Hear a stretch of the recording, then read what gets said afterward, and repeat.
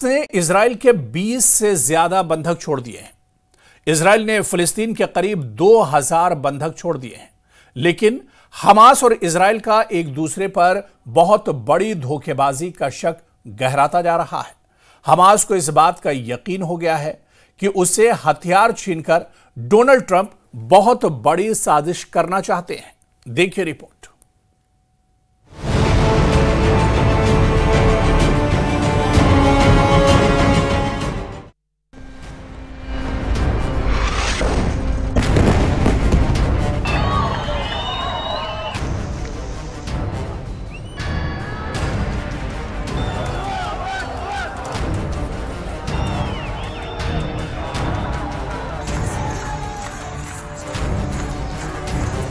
Israel के बंधक छोड़ दिए गए, फिलिस्तीन के बंधक भी रिहा कर दिए गए।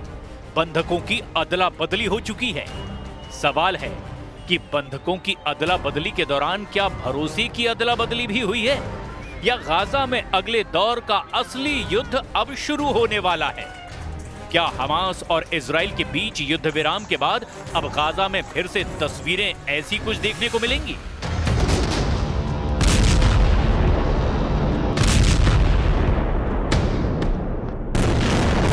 जब इजराइल ने गाजा की ईंट से ईंट बजा दी, पूरे गाजा को तहस नहस कर दिया, मिट्टी में मिला दिया, बमबारी में 68,000 लोगों की मौत के बाद क्या अब मौत का आंकड़ा दूसरी स्टेज पर पहुंचकर 1 लाख की तरफ बढ़ने लगेगा?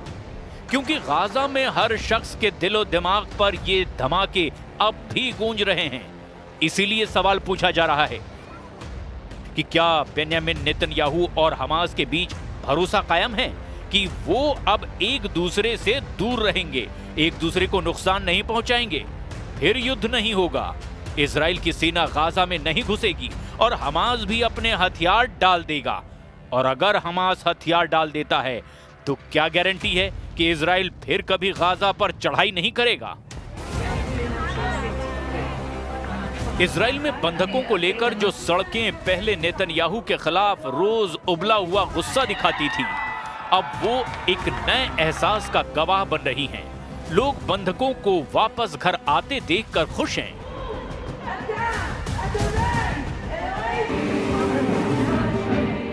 We fought for it for a long time. We waited for it for such a long time, and to think about it, we were in the same place 2 years ago with all the stress and all the confusion, and now we can breathe with like full lungs, you know. Well, we were overwhelmed. We're so overwhelmed. She's a soldier. She's not going to be a soldier anymore. That's it. We're done. They're home. इसीलिए कहा जा रहा है कि Gaza में भरोसे वाला बम सुलग रहा है। इसीलिए कहा जा रहा है कि गाजा में हमास और इजराइल के बीच सबसे निर्मम युद्ध अब शुरू होने वाला है। भरोसे वाला बम फटा तो फिर इस तबाही को रोकने के लिए 10 डोनाल्ड ट्रंप भी कम पड़ेंगे। अगर हमास ने हथियार सरेंडर नहीं किए और इजराइल ने भी गाजा में बमबारी शुरू कर दी तो क्या होगा? क्या गाजा में हमास और इजराइल के बीच भरोसे वाला बम फटने वाला है? गाजा को लेकर मिस्र में शांति प्रस्ताव को लेकर हमास पीछे हट गया है। हमास ने कहा कि मिस्र में जो प्रस्ताव दिया गया उसके कई पॉइंट हमास के खिलाफ हैं। मिस्र की बैठक में ना इजराइल ना हमास दोनों की गैर मौजूदगी बता रही है कि पेच फंसा हुआ है। इसके बावजूद ट्रंप का इस मीटिंग में आना बता रहा है कि वो युद्ध विराम को लेकर कोई रिस्क नहीं लेना चाहते। ऐसी कोशिश दूसरे फ्रंट पर भी हुई है। हमास और इजराइल के बीच भरोसे वाला बम फटे, इसके लिए डोनाल्ड ट्रंप तेल अवीव पहुंचे। इजराइल की संसद में स्पेशल सेशन हुआ, इसमें डोनाल्ड ट्रंप भी शामिल हुए। उनके सामने नेतन्याहू ने भी बड़ी बड़ी बातें की। युद्ध खत्म करने के लिए डोनाल्ड ट्रंप की भूमिका के कसीदे पढ़े। लेकिन क्या नेतन्याहू डील के मुताबिक अपने वायदे पर कायम रहेंगे? ये सबसे बड़ा सवाल है। Mr. President, you are committed to this peace. I am committed to this peace. And together, Mr. President, we will achieve this peace. बंधकों की अदला बदली के बीच डोनाल्ड ट्रंप का इजराइल पहुंचना बहुत बड़ा मैसेज है। ट्रंप बताना चाहते हैं कि हमास और इजराइल के बीच अगर जंग रुकी है तो इसकी वजह कोई और नहीं बल्कि वो खुद डोनाल्ड ट्रंप हैं। इसीलिए ट्रंप का ऐसा मौके पर इजराइल आना बता रहा है कि वो पूरे हल्ले के साथ इस युद्ध विराम का साफा अपने सिर बांधना चाहते हैं। लेकिन क्या वो इस बात की गारंटी दे पाएंगे कि हमास पूरी तरह हथियार सरेंडर करेगा और इजराइल अब गाजा की तरफ आंख उठाकर नहीं देखेगा? This is not only the end of a war, this is the end of an age of terror and death and the beginning of the age of faith and hope and of God. It's the start of a grand concord and lasting harmony for Israel and all the nations of what will soon be a truly magnificent region. I believe that so strongly. Donald Trump ने अपने सिर पर युद्ध विराम का सेहरा बांधा है। इसके लिए उन्होंने इजराइल की संसद में बहुत से लोगों को अपनी लाल ब्रांड वाली टोपी पहना दी। इस टोपी पर लिखा है ट्रंप द पीस प्रेसिडेंट, यानी ट्रंप ने अपनी तारीफ खुद करने वाला पैंतरा अपनाया और इजरायली संसद ने इसे हाथों हाथ लिया। If you think we settled 8 wars in 8 months, I'm now including this one, by the way, if that's okay. They may say, well, that was quick, because yesterday I was saying 7, but now I can say 8. The hostages are back. The hostages are back. Donald Trump के भाषण के दौरान हुआ हल्ला बता रहा है कि गाजा डील को लेकर के चीजें सर्वसम्मति से तय नहीं हुई है, कुछ पेच बाकी हैं। इसीलिए कहा जा रहा है कि गाजा का भविष्य हमास और इजराइल की नीयत पर टिका हुआ है। I was kicked out of the Knesset for raising the simplest demand, one of the whole international community agrees on. Recognize the state of Palestine. Recognize the simple truth. There are 2 peoples here and no one is going anywhere. Israel और फिलिस्तीन के बंधकों की अदला बदली से पूरी दुनिया को बहुत उम्मीद बंधी हुई है, लेकिन गाजा का क्रूर सच ये भी है कि यहाँ 2 साल के दौरान दुनिया ने 68,000 लोगों की लाशें देखी है।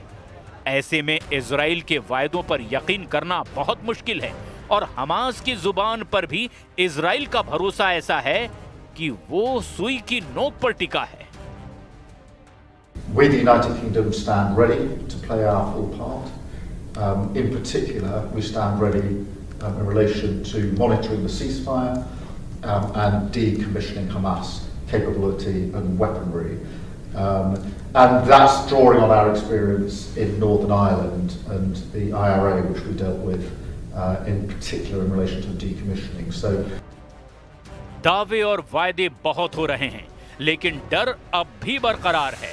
डर इस बात का कि अगर इजराइल का ब्लॉकेड गाजा के चारों तरफ रहेगा तो क्या हमास और इजराइल की टक्कर दोबारा नहीं होगी, और अगर ऐसा हुआ तो क्या इजराइल की एयरफोर्स फिर एक्टिव नहीं होगी? 2 साल के दौरान गाजा में इजराइल की बमबारी में 67,869 लोगों की जान चली गई, यानी रोज गाजा में 95 लाशें गिरती रही और पूरी दुनिया होठ सिलकर बैठी रही। गाजा में 2 सालों के युद्ध के दौरान 1 लाख टन बम गिराए गए, कोई बिल्डिंग साबुत नहीं बची। सिर छुपाने के लिए तंबुओं के अलावा अब गाजा के पास कुछ भी नहीं बचा। इसमें कोई शक नहीं कि गाजा पर बमबारी को लेकर पूरी दुनिया की नाराजगी टीवी स्क्रीन पर छाई रही। यूरोप से लेकर अमेरिका तक पब्लिक सबसे ज्यादा सड़कों पर उतरी, लेकिन पश्चिम एशिया में अरब देशों का गुस्सा ठंडा ही रहा। लेकिन जब बात संयुक्त राष्ट्र के मंच पर उठी तो नेतन्याहू और इजराइल के कैंप में हड़कंप मच गया।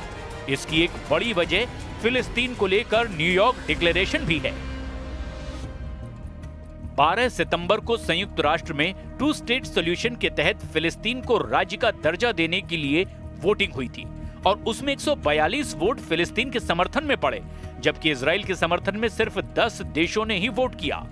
इन 10 देशों में प्रमुख तौर पर अमेरिका, अर्जेंटीना और हंगरी शामिल थे, जबकि फिलिस्तीन को रूस, चीन और भारत समेत यूरोप और बाकी दुनिया से समर्थन मिला। Трамп, безусловно, выдвинул свой план, который мы не раз оценивали как лучшее, что сегодня есть на столе переговоров. Хотя, конечно, палестинская проблема этим не исчерпывается, но тем не менее, как можно скорее остановить кровопролитие, решить.